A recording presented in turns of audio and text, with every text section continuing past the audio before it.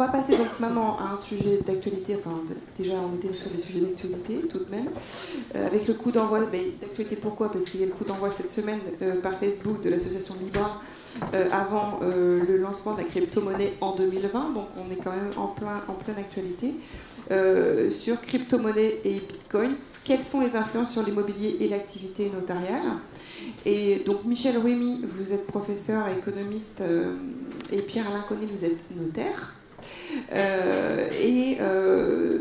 On avait envie de vous entendre, Michel, sur les enjeux autour de la question des crypto-monnaies et nous peindre peut-être un tableau du sujet avant de passer la parole à Pierre-Alain Conil, qui lui a écrit sur ce sujet. Pour parler un peu plus de l'aspect études notariales, est-ce qu'il y a des demandes des clients, quels est un peu les sujets chauds en ce moment autour de la crypto-monnaie. Alors Michel Ruemy, je vous laisse la parole sur un tableau des enjeux du secteur. Vous avez 12 minutes, non je rigole. Ce sera trop. Non, je présente rapidement. Crypto-monnaie déjà, c'est un abus de langage. Le vrai terme, c'est crypto-actif. La question qui se pose, c'est est-ce que, et je vais faire simple, il y a plus de 1600 monnaies, on va dire, je vais utiliser le terme de monnaie virtuelle, sachant c'est un terme inapproprié, mais c'est pour faciliter la compréhension. Donc, à fin 2018, il y avait 1600 monnaies virtuelles et 300 avaient disparu dans l'année. Donc, pourquoi n'est-ce pas une monnaie? Parce que, première des choses, et de façon simple, tout le monde ne l'accepte pas. Donc, dans ce sens, la législation fait qu'on a considéré que les crypto-monnaies sont des crypto-actifs. Concrètement, ça veut dire quoi? Ça ne se traite pas sur le marché d'échange, mais sur le marché des matières premières, qu'on appelle les commodities, d'une façon simple. Alors, derrière ce vocable, ce qui est intéressant de voir, c'est surtout la technologie qui est développée. C'est la notion de blockchain et éventuellement de smart contract. Savez-vous ce que c'est qu'une blockchain? Alors, on en parle depuis ce matin. Depuis ce matin. Et qu'est-ce que vous en avez retenu? De façon simple. Oula. Non. Alors, de façon simple, je vais vous raconter une histoire. Ça sera plus simple peut-être à voir. Supposez que vous êtes un couple de notaires à 3 enfants. Et donc, à un moment donné, un jour, eh bien, la machine à laver, la vaisselle, tombe en panne. Et ce qui arrive dans la plupart des familles, eh bien, on dit, on va demander aux enfants de faire la vaisselle. Ça sent le vécu. Et ce qui se passe, c'est que naturellement, cela débouche sur des chamailleries et des engueulades, et vous êtes obligé d'user de votre autorité parentale. Alors, le mari notaire, je fais simple, a l'idée géniale de construire, entre guillemets, un cylindre translucide à la cuisine. Et il alloue un certain nombre de palets de couleurs avec un cadenas à ses enfants. Ça va pour l'instant? Pour l'instant, on suit. Et donc, quelle est la règle du jeu? Ce cylindre est fermé par ces trois cadenas. Ce qui veut dire que lorsque, admettons, ces enfants s'appellent Pauline, Benjamin, Camille, lorsque Pauline va faire la vaisselle, elle veut marquer, elle veut prouver aux autres qu'elle l'a fait. Donc, elle va mettre un palet de couleur, de sa couleur, par exemple le bleu, dans ce cylindre. Mais pour cela, ceci nécessite les 2 clés pour ouvrir les 2 autres cadenas autres que le sien. Donc elle dépose son palet et naturellement, après, elle referme ce cylindre. Et puis, un tour de rôle. Depuis, il y a moins d'histoire. Pourquoi? Parce que nous avons une traçabilité de l'histoire de qui a fait la vaisselle. En espérant que Darty revienne plus tôt. Mais la question est là, c'est qu'en fait, cette blockchain, c'est une technologie qui nous donne une certaine traçabilité, une certaine certification, authenticité, peu importe. Donc, voici le problème auquel est confronté, on va dire, les crypto-monnaies. Et donc, quel est l'avantage, d'une certaine manière, pour nous, on va dire, financiers, d'une certaine manière? Eh bien, cela nous permettrait de dire qu'il n'y a à supposer que toutes les monnaies se passent par Internet, parce que ce qu'il faut bien voir, les crypto-monnaies n'ont d'intérêt que dans le fait où cette monnaie a été créée par l'Internet et pour l'Internet. Il n'y a aucun intérêt en termes d'usage à avoir une carte bancaire, du cash, des chèques. Donc il faut voir aussi que cela nous transporte dans un autre monde. Deuxième chose également, le smart contract. Tout le monde a appris la SNCF une fois dans sa vie, et il y a quelque temps, par exemple, eh bien, il vous est arrivé, parfois, que les trains arrivent avec plus d'une demi-heure de retard. Jamais. Jamais. Et donc, qu'est-ce qui se passe? Naturellement, vous avez droit à un défraiement. Et naturellement, nous faisons beaucoup d'administratifs. Il faut prendre l'enveloppe, leur envoyer, etc. Le smart contract, c'est très simple. La SNCF, donc la blockchain génère des smart contracts, c'est-à-dire que la possibilité, ce sont des petits logiciels applicatifs. Et en quoi, pour la SNCF, ceci serait intéressant, c'est que, à supposer que le train 803 arrive en retard, eh bien, tout simplement, elle a préenregistré l'ensemble des voyageurs, et tout simplement, elle initie à travers ce logiciel, on va dire, le remboursement dû aux voyageurs, et automatiquement, ceci se fait. Conclusion de cette expérience, c'est que la blockchain réduit l'intermédiation humaine. Et en ce sens, ceci a un impact sur les notaires, dans la mesure où, concrètement, eh bien, on va avoir l'utilisation de certains documents authentiques, mais en aucun cas, je précise, cela va faire valider, on va dire, va diminuer le rôle du notaire. Parce que je tiens à vous dire qu'il faut assumer votre compétence. Et si vous n'assumez pas votre compétence, eh bien quelqu'un se mettra à votre place. C'est bon. Je peux continuer, moi je sais pas, je peux continuer là-dessus.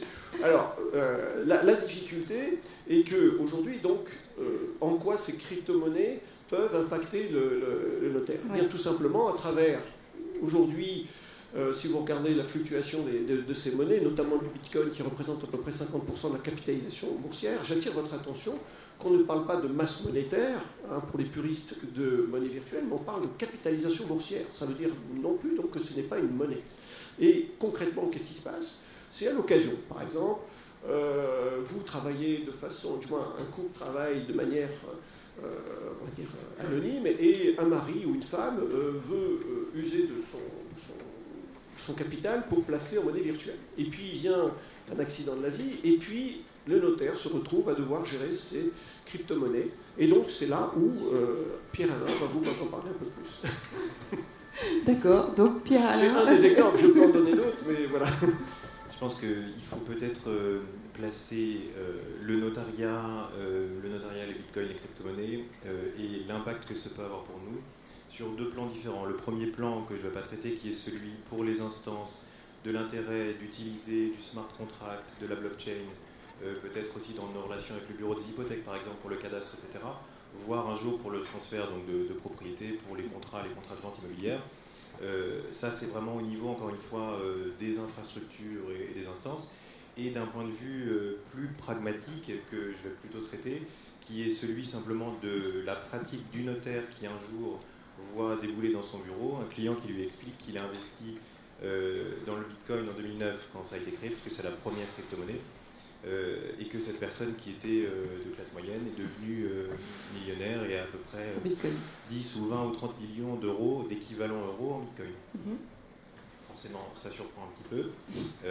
Et la première approche, parce que j'ai pas mal parlé de ça, en fait, on m'a demandé tout simplement de régulariser une donation de crypto-monnaie de Bitcoin.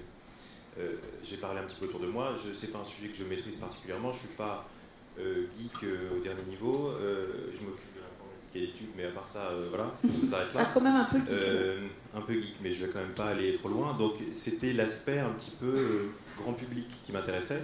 Et donc là, j'étais confronté, je devais donner la position un petit peu, on va dire, entre guillemets, officielle du notaire par rapport à ces actifs-là. Est-ce qu'on peut faire des actes qui sont basés, ou d'une manière ou d'une autre, directement ou indirectement, sur des crypto-monnaies, et comment on est censé le recevoir, et notre mission d'officier public, qui est quand même basée sur, d'un côté, l'obligation de devoir de conseil, et de l'autre côté, une obligation d'instrumenter, donc de recevoir les actes que les clients nous demandent de recevoir. C'est qu'on ne peut pas refuser. Alors voilà, exactement. Donc, en discutant un petit peu autour de moi, certains confrères, peut-être un peu plus conservateurs, me disent tout de suite, oh là là, Bitcoin égale blanchiment égale problématique d'ordre public. On était en 2017, le Bitcoin a fait x10 entre janvier et décembre 2017, et le Bitcoin a fait moins 70% entre mi-décembre 2017 et février 2018. Donc forcément, moins 80% sur l'année. Donc c'était quand même un peu brutal. En tant que particulier, j'en avais acheté 2, donc je m'amusais à suivre l'évolution du truc. Mais, donc en tant que notaire, qu'est-ce qu'on peut apporter à nos clients? Je pense qu'il faut se débarrasser d'un certain nombre d'a priori, notamment celui-ci, notamment Bitcoin égale blanchiment, financement du terrorisme, par l'anonymat qu'il permet, on peut transférer des fortes sommes d'argent, personne ne voit rien, c'est pas imposé, etc. C'est plus vrai, en tout cas ça peut l'être en partie, mais jamais plus qu'un compte qui va être dissimulé dans un trust à Jersey ou aux îles Caïmans, à Singapour, etc. Donc en soi, pour moi, le Bitcoin n'est pas un actif qui est contraire à l'ordre public. Donc on revient un petit peu à la base de notre mission, l'obligation d'instrumenter. Le client me demande de traiter une donation de Bitcoin, de crypto-monnaie, je suis dans l'obligation de l'instrumenter, et mon devoir de conseil m'oblige à m'intéresser un minimum à cet actif. Alors, pas avec les yeux de l'économiste, parce que ça va trop loin pour moi, mais d'un point de vue très pragmatique, c'est un actif financier. Bon, la nature juridique exacte, moi, je m'en fiche un peu pour le traitement, son traitement civil, son traitement fiscal. Je suis là pour essayer d'expliquer au client que oui, on peut le donner à ses enfants, et devoir de conseil, attention, énorme volatilité. Je pense que c'est très important, c'est que le notaire, au-delà de... Il ne faut pas qu'il on va dire, s'effraie devant la blockchain. Bien au contraire, je pense qu'il convient de prévoir l'avenir, c'est que la blockchain accompagnera le métier des notaires. Le devoir de conseil consiste à dire notamment de bien voir qu'il y a une perte substantielle, potentielle de valeur, qu'éventuellement bien voir d'où cela vient, comment on a pu l'avoir pour éviter tous les petits problèmes. Mais là, la blockchain est là pour compléter, on va dire, l'activité du notaire, mais il est essentiel, on va dire, que le notaire ne s'effraie pas de cette blockchain, mais au contraire, parce qu'il va rajouter de la valeur ajoutée à son activité, et il sera plus à l'écoute et pour la plus grande satisfaction plutôt de la clientèle. Merci beaucoup, messieurs. Est-ce que vous avez des questions sur ces problématiques de Bitcoin, de crypto-monnaie? Est-ce que... Ah oui, on a des questions. Alors attendez, on arrive avec un micro. Merci pour l'exposé. Alors pour les donations, les successions, effectivement, je ne pense pas qu'il y ait trop de difficultés si on devait être confronté à avoir des tokens dans un actif ou des crypto-monnaies. La question qui peut se poser, c'est en matière d'IFI. J'ai un propriétaire qui tokenise son actif immobilier. En contrepartie, de l'autre côté, j'ai des hackers de tokens, lesquels... est-ce que le token va être assujetti à l'IFI ou est-ce qu'il entre dans la masse? Sachant que de l'autre côté, j'ai quelqu'un qui reste propriétaire officiellement. C'est une question que je me pose. Est-ce que vous avez la réponse? Alors c'est évidemment extrêmement technique. Je pense que le premier réflexe, c'est peut-être de l'assimiler, puisque alors on peut pas en soi, on l'a pas dit, mais c'était sous-entendu, c'est pas une monnaie, c'est pas un moyen de paiement, donc évidemment on peut pas acheter un immeuble directement en Bitcoin. On peut pas avoir dans l'acte de vente en 17 Bitcoins payés hors la comptabilité. Évidemment, encore une fois, ni une monnaie ni un moyen de paiement. Donc on a les toutes premières transactions qui ont été réalisées comme ça, la société achète et ensuite c'est tokenisé avec plein de guillemets. Je pense qu'il faut peut-être l'analyser comme une société à prépondérance immobilière, par exemple. Qu'est-ce que j'ai derrière? Si on considère que c'est en réalité basé sur un actif immobilier, bon, ça sera à Bercy de prendre position là-dessus. Vous pensez bien que c'est pas moi qui vais décider de ça. C'est un petit peu trop technique, mais peut-être pour rebondir sur votre autre question, succession, donation, c'est pas compliqué. Je pense qu'on a en soi, dans l'absolu, c'est pas compliqué, mais on se heurte à un certain nombre de problématiques pratiques qui sont très intéressantes pour nous, parce qu'on va pouvoir accompagner les clients dessus. Par exemple, donation, c'est pas compliqué, sauf que vous faites une donation de titres, vous écrivez à la banque de transférer les titres du portefeuille des parents au portefeuille des enfants. Évidemment, on va pas pouvoir le faire sur la plateforme. Donc comment on réalise ce transfert-là? C'est quand même un premier point qui est intéressant. Techniquement, oui. Techniquement, exactement. Donc est-ce que c'est le notaire lui-même? Est-ce que c'est le client? Moi, je pense qu'il faut ouvrir des portefeuilles pour les enfants. On fait la donation, le client passe après. Mais par exemple, succession. À nouveau, le rôle du notaire, il est très intéressant. Moi, ce que j'aime bien, c'est nouvelles technologies versus tradition notariale, usages notariaux. qui vont apporter quelque chose au client. Par exemple, donation, on fait une donation partage, ça permet de figer les valeurs entre les enfants au moment où je fais la donation. Et Dieu sait que pour un actif comme le Bitcoin, c'est extrêmement important parce que c'est tellement volatile que si j'ai donné l'équivalent de 300 000 € à un enfant en Bitcoin, l'équivalent de 300 000 € à un appartement à Paris à l'autre, j'ai une égalité au moment de la donation, mais selon ce que je fais juridiquement, selon le type d'acte que je choisis, évidemment, d'un côté, on va avoir à se poser la question de la valeur au jour du décès, et de l'autre, on n'a pas à le faire. Donc, devoir de conseil est important. Et pour les successions, divorce, n'oublions pas une chose, le notaire ne va pas pour le moment, en tout cas je pense que ce n'est pas encore la pratique très répandue, d'avoir simplement les réflexes d'en parler. Vous avez un divorce et si vous ne posez pas la question à monsieur, à madame, avez-vous un portefeuille de Bitcoin, on peut passer à côté d'un actif important qui va à la fois ne pas être pris en compte pour le calcul d'une prestation compensatoire, ne pas être pris en compte pour le calcul d'une liquidation de communauté, etc. Donc c'est à nous d'être un peu curieux, de poser les bonnes questions et de ne pas fermer les yeux parce que oh là là, Bitcoin c'est un peu comme le trust, j'y connais rien, je ne veux surtout pas que vous m'en parliez. Non, évidemment, il faut aller plus loin. Et pour les successions, le rôle du notaire, ça va être aussi de proposer de faire un testament, parce que ce vieil outil qu'est le testament, il marchera très bien pour transférer des codes, tout bêtement, pour dire que j'ai un portefeuille détenu par Bitpanda, dont le code est XYZ, qui permettra simplement de ne pas passer à côté d'actifs potentiellement importants. Encore une fois, grande volatilité, ça veut dire que aussi ça peut aller dans le bon sens, donc peut-être qu'au décès, ça vaut des millions. Et si on n'a jamais transmis les moyens d'accès, eh ben on peut ne pas transmettre ça à ses héritiers, ce qui est quand même un peu dommage. Est-ce qu'il y a d'autres questions dans la salle sur ces sujets, ces problématiques de crypto? Est-ce que c'est un sujet qui est beaucoup abordé dans les études? Est-ce qu'il y a... Non, en vrai. Enfin, c'est un sujet qui monte ou... En fait, c'est un peu par phase. On a souvent des séries, je pense que je ne suis pas le seul. Il y a des moments où on n'entend pas parler pendant 3 ans, mais après, on en a 5 qui viennent nous voir pour ça. Moi, j'ai eu ce client qui venait pour une donation, donc on avait dû s'y pencher.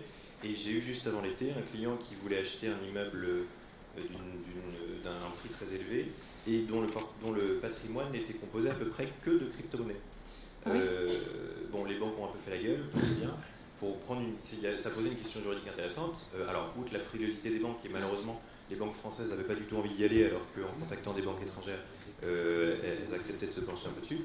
La législation fait que ça interdit, les banques françaises ne sont pas autorisées à faire des transactions là-dessus.